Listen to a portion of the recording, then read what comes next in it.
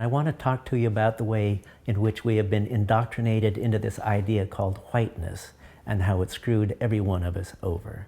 In 1630, I would not have thought of myself as white. This was a concept that was built by the landowning aristocracy of Virginia to keep all of us who were working class and poor and indentured servants, essentially slaves for 10 years, apart from those Africans who were brought over slaves for life. We found common cause back in that era, and the landowners got alarmed, particularly when we rose up in rebellion in 1676.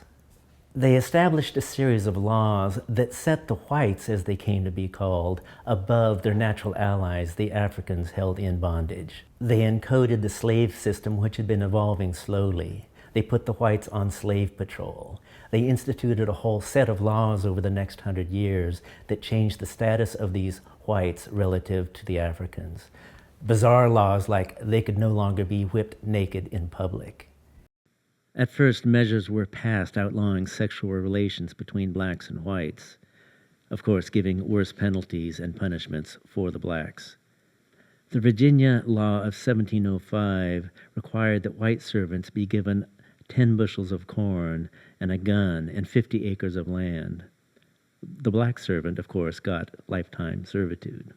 Women servants got 15 bushels of corn and 40 shillings.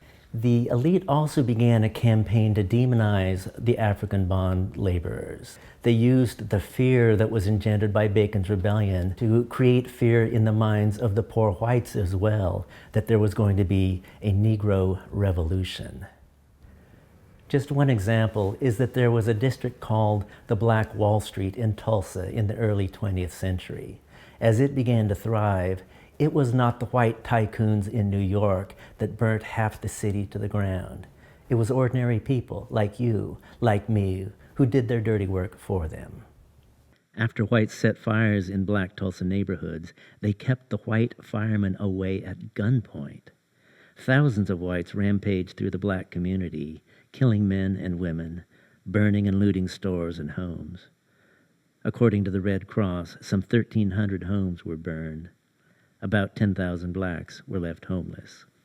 This is a brand which has been with us now for 340 years and still works to separate us from each other. Instead of looking at the rich people who are screwing us all over, we look at the people sideways or down from us and say, they are the problem.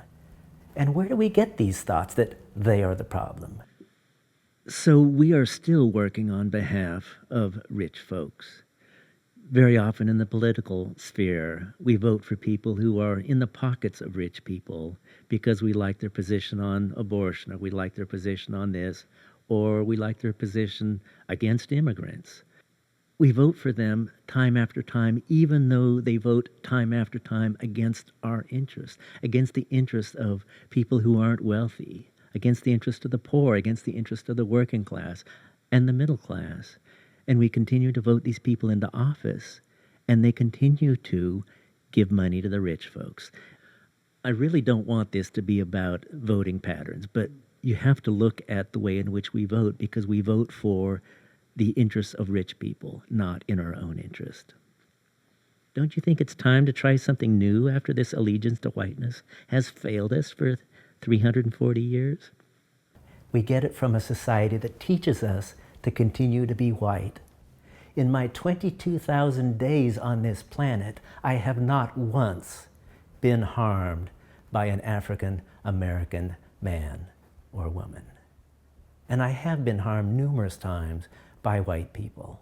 What I want is to not only work on our own whiteness, but work together to dismantle this system, which is based on using our fear, our resentment, our anger at people of color, to keep the rich in power and to make them richer. I want us to build a society in which our children can be truly in a just world together.